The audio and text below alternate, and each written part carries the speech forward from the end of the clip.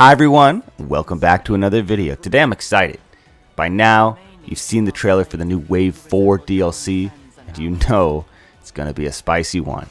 So, if you haven't seen it yet, you need to make sure that you go back and you watch that first, and do not click out of the trailer when you think it's done, or you are going to miss the most important part. Alright, so for the rest of you that are still here, I know you've got the same question I do. Who just stabbed Alear? Is he dead? What does Alear mean? Honestly, the ending of this absolutely had my head spinning trying to figure it out. Okay, let's take a second and listen back one more time just to get some context. I don't understand. We gave you what you wanted. Dude, this gives me chills every time. I both hate and love this.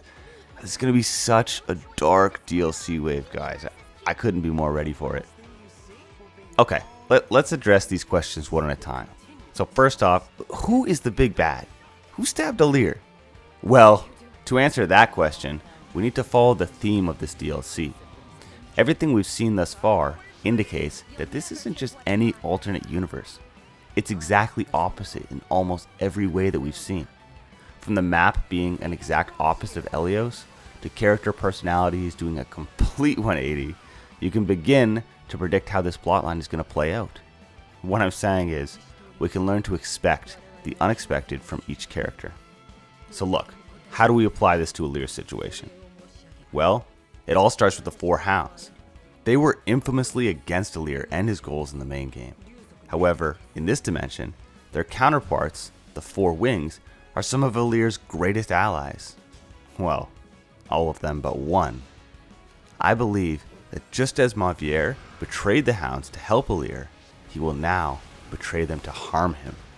This idea is actually backed up by data miners who found a support conversation indicating that only 3 wings come back into your main game upon the DLC's completion. It makes sense. We can't have 2 Maviers running around. But it also falls exactly in line with the theory. There really only feels like one reason for him not to come back.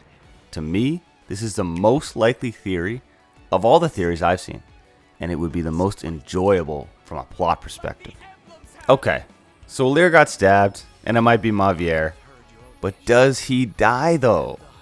Well, the trailer definitely wants us to believe that. It puts it right on the end with a blank screen, just to play with our emotions. And it worked. Without proper context, I'm out here feeling like the game ends with an Alear death, but I think that'd be unlikely.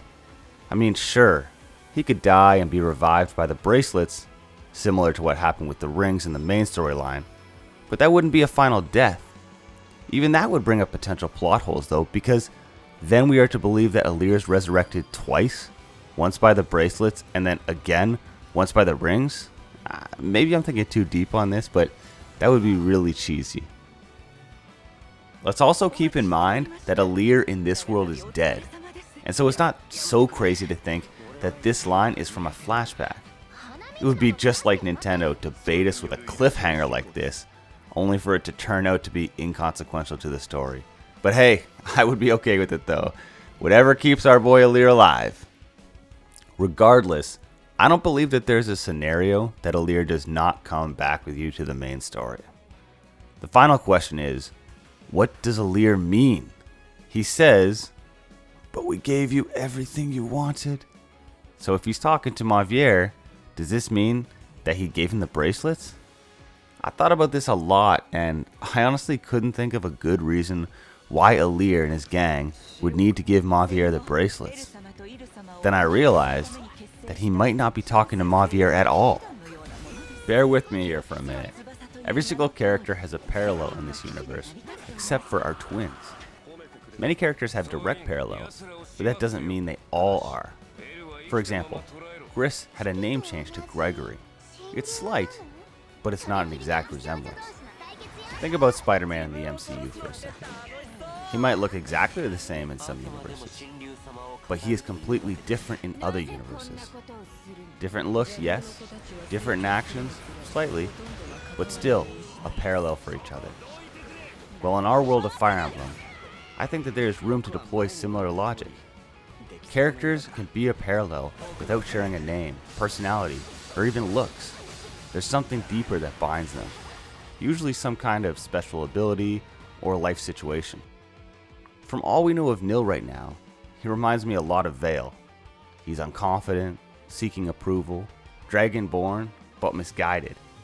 I think he is a parallel for Vale, and just as Mavier vowed to care for Vale, would do anything for her, I believe that in this world, he views Nil the same way.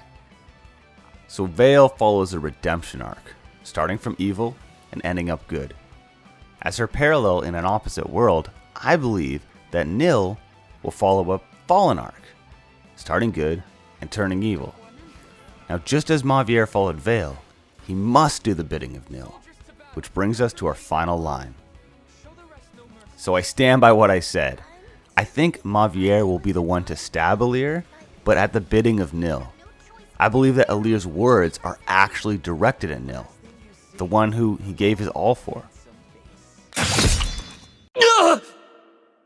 I don't understand. We gave you what you wanted. Oh man, this is gonna be so poetic. I don't know, guys. Maybe I'm wrong on all of this, but these theories are so much fun. I'd love to hear all about your theories down in the comments, and if you have questions about all things DLC, please let me know. I love researching this stuff, and I'll be happy to seek out some answers for you. As always, thanks for watching the video. Have an awesome day, and I will see you in the next one.